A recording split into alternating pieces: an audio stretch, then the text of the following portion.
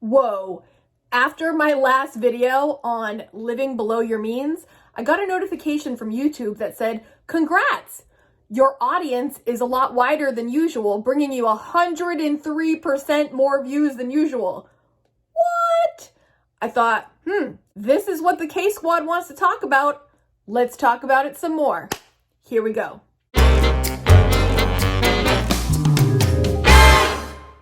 Today we're going to talk about living below your means, but the way we're going to approach it is I'm going to share the little money routines, the little money habits that I have, that I practice monthly, weekly, daily, that help me save money and hopefully will help you save more money too.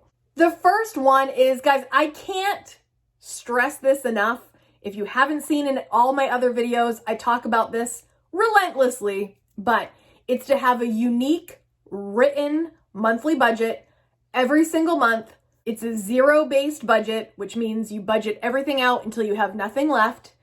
Every single month, without fail. By the end of one month, I am planning for the next one. Without fail, it is a written plan, a written map of where every single dollar is going to go, and then I follow the plan. If you want a little bit more on how I prepare for June, stay tuned to the end of this video because I'm going to talk more about that. The second thing I do is I don't spend money on Sundays. I have a no-spend Sunday every single week, and I just find that that helps me because then I'm only really budgeting for 6 days a week.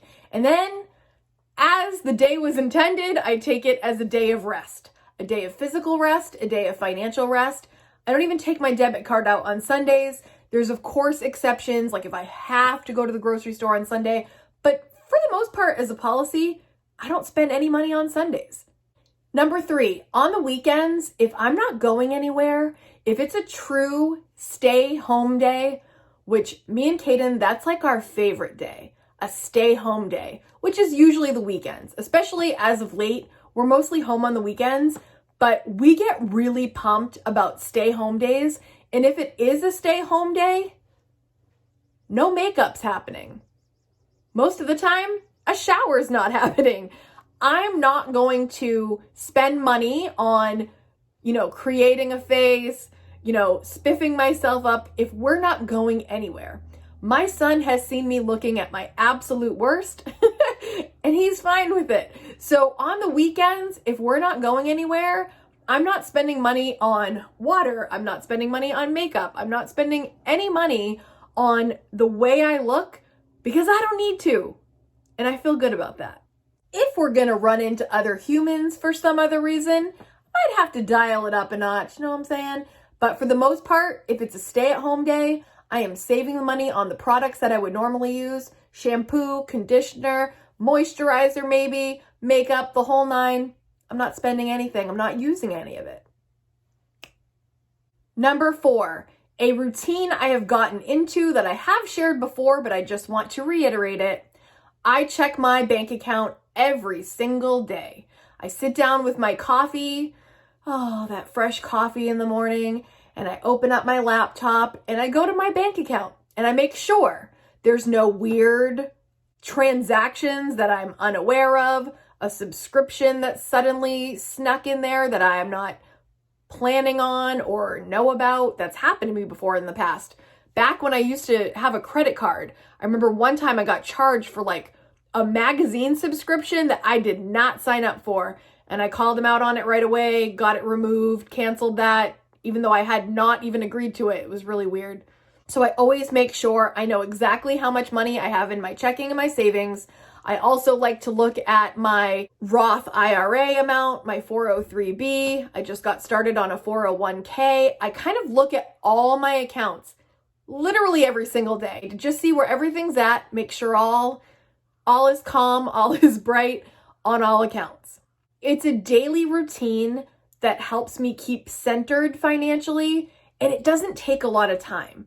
It's quick, it's easy, and it keeps me on track. If you're getting value out of this video, take a second right now, go in the comments and type in routine, because I really hope these money routines are helping. The 5th thing I'm going to talk about has everything to do with how I do groceries and shopping in general. A tip I learned a long time ago from Jordan Page was to just go grocery shopping one time a week. This, I feel like, takes a lot of pressure off. If you know you're only going one time a week, you can plan and you can be organized enough to just go that one time. Especially now when things are kind of crazy in the world, the last thing I feel like doing is going to that grocery store and dealing with groceries. But we've got to eat, and going one time a week is manageable for me. The next part of this is obvious, but go in with a list.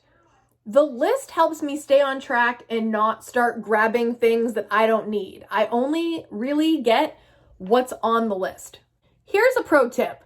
If you don't know what to get, ask your family what they want. And I know that sounds like an easy thing to do, but I think a lot of people watching this are moms, or they are the main grocery shopper in the family, and you start to feel a lot of pressure around meal planning and, taking it all on yourself. Sometimes for me, when I'm not quite sure what I want, I just say, hey, Kaden, babe, what do you want to eat this week? And sometimes he's like, meh, whatever. And some days he's like, ooh, I really want mini muffins and pink lemonade. And I'm like, cool.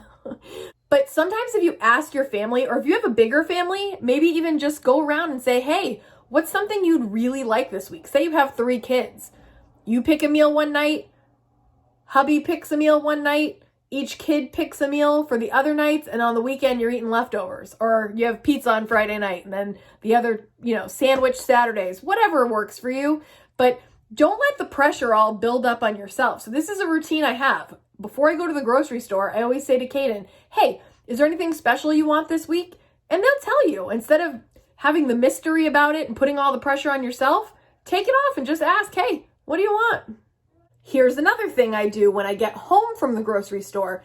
If you're going home after, so if you're going right home, keep your receipt.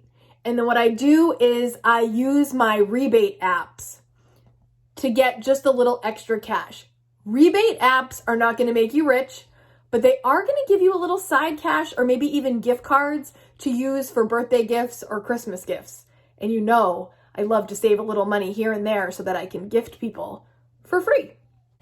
2 of the rebate apps that I've used for a long time, I don't even hear people talk about these, but one is Receipt Hog, one is Receipt Pal, and the newest one that I've added to my repertoire is Fetch Rewards. This, again, of course, is not sponsored, but I will leave a link below with my referral code if you want to start doing Fetch Rewards. The reason I like Fetch Rewards and Receipt Pal and Receipt Hog is because all you have to do is take pictures of your receipts and submit them. The ones where I have to click on, there's a couple that I don't like because they're way more complicated than I want to even take time to do. These 3, take a picture of your receipt and send. That's it, and it's just going to save you a little extra money. I just started using Fetch Rewards, and I already have almost 5,000 points, which is about equivalent to $5, but I literally started using it like last week. So when you get home from the grocery store, make it a habit, if you have any of those rebate apps, to put your receipt in right away, because usually they have like a 2-week maximum of how old it can get. So just do it right away. If you're not going right home after the grocery store, put it in your wallet or wherever you're going to look. And when you're doing your daily look of your accounts, do it then. That's a perfect time when you're drinking that coffee in the morning and you're looking at your bank accounts. Just snap a picture of your receipt, and then you can throw your receipt away and be done with it. The last thing on a shopping note that I would add is, if I'm shopping online, I would never, ever, ever, ever buy anything without A, checking with Rakuten first, or if Rakuten doesn't have anything, I would use a promo code. I would Google for a promo code. If you haven't tried Rakuten yet, you get cash back on your purchases. Again, these are only on things that you're already buying. I wouldn't buy things that I don't need to get cash back. You know what I'm saying? So if you're already buying these things, I would use Rakuten. I'll use my referral code. Again, this isn't sponsored, but I do get a little kickback if you do use my referral code. So if you're going to get it anyway, please use my code. Again, that's just a money-saving routine of mine. If I can get cash back or I can use a promo code to get a percentage off, Of course I'm gonna do that.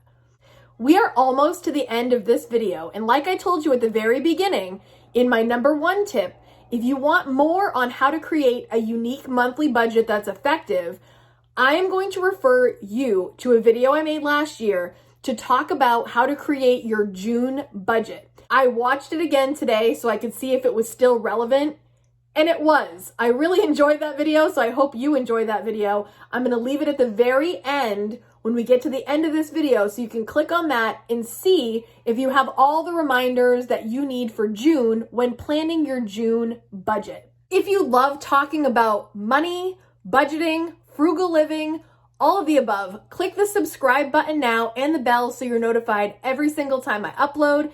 Give it a thumbs up if you enjoyed it, and I will see you next week. Bye, you guys. The K Squad has missed your face. Hi, K Squad. Hope you're saving lots of money.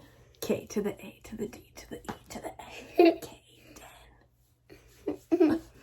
Kaden's starting to lose teeth, people. I lost my first tooth.